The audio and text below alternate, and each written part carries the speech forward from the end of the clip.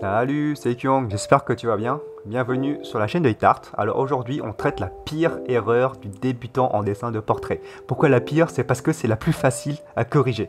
Et le plus souvent, c'est on sait qu'il y a une erreur ici, mais on ne sait pas lui donner son nom. Et on te dit souvent que voilà, quand tu montres ton dessin de portrait à quelqu'un, il te dit que ouais, ça manque de masse de cheveux. Et en réalité, ce qui manque surtout, c'est le volume crânien. C'est-à-dire que tu fais le dessin, l'arrière de la tête de ton modèle un peu trop plat.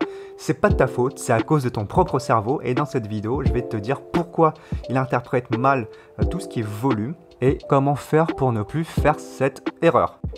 Et c'est parti, comme tu as remarqué, je vais utiliser le schéma de Rayleigh ici.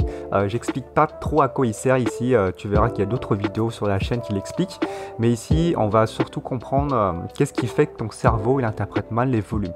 C'est en fait ton cerveau tout simplement, il va à l'essentiel. C'est-à-dire que pour observer, pour reconnaître une personne, il sert à ça quand même tes yeux et ton cerveau. C'est comment tu fais pour reconnaître une personne quand tu regardes par exemple ta mère par exemple, tu vois, tu as juste besoin de regarder ses yeux, son nez et sa bouche, un petit peu le contour de son visage pour reconnaître la personne.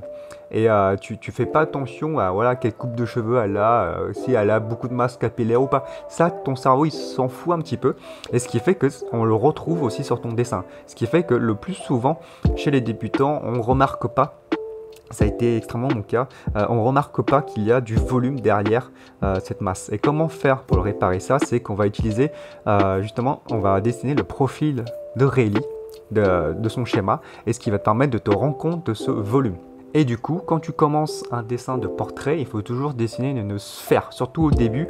C'est en fait cette sphère, elle va t'éviter d'avoir le syndrome du crâne trop plat. Et en fait, cette sphère, elle permet de illustrer, de schématiser, de simplifier le volume crânien de ta tête.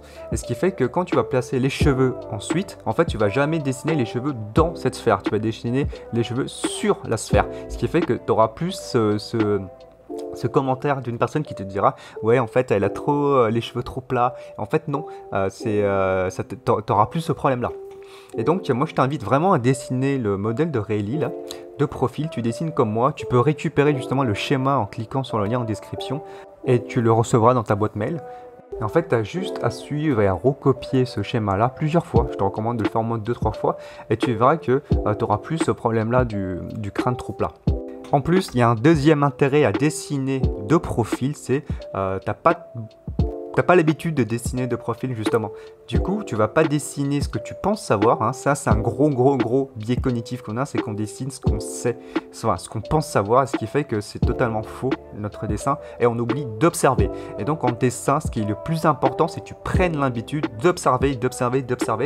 Je répéterai jamais assez, c'est observe d'une manière très objective, impartiale. Voilà, tu évites d'interpréter les formes, tu fais comme si tu connaissais pas la forme, tu dessines ce que tu vois et le dessin de profil, ça va te permettre de t'entraîner à ça. Et tu verras que c'est beaucoup plus dur ce que tu penses, mais ça t'entraîne vraiment pour le dessin en général parce que le dessin de profil c'est extrêmement dans les angles et tu vas voir que en apprenant à observer les angles, tu vas dessiner de mieux en mieux et ça va te faire progresser à une vitesse de dingue. Et quand tu vas repasser de profil, tu vas voir c'est tout simple après.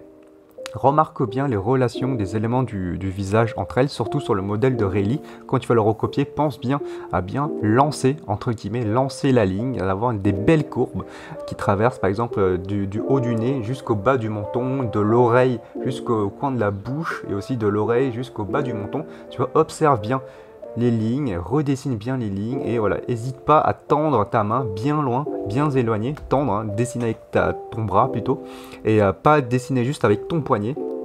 Voilà, pense bien à écarter les mains, de prendre maximum longueur et pense bien à dessiner tout ça avec beaucoup de volume et respecte bien le volume crânien derrière. Pour terminer ici aussi, ce que j'aime bien avec le modèle de Rayleigh, c'est qu'on arrive en quelque sorte à dessiner l'orbite du visage et ce qui fait que moi souvent ça a été un de mes problèmes, ça c'est un petit bonus, c'est quelle taille fait l'œil.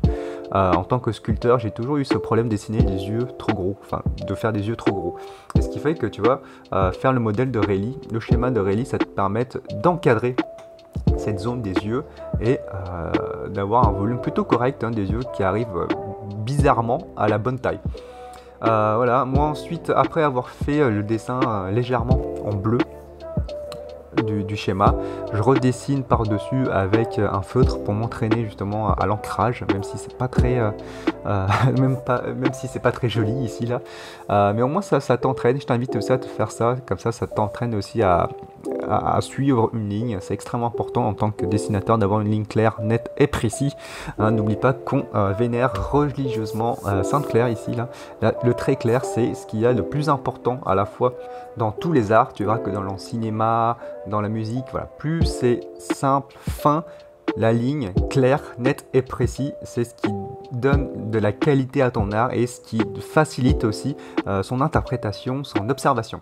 Voilà, j'espère que tu as apprécié cette vidéo là. N'oublie pas de t'abonner, il y a aussi d'autres vidéos à regarder sur la chaîne de HitArt.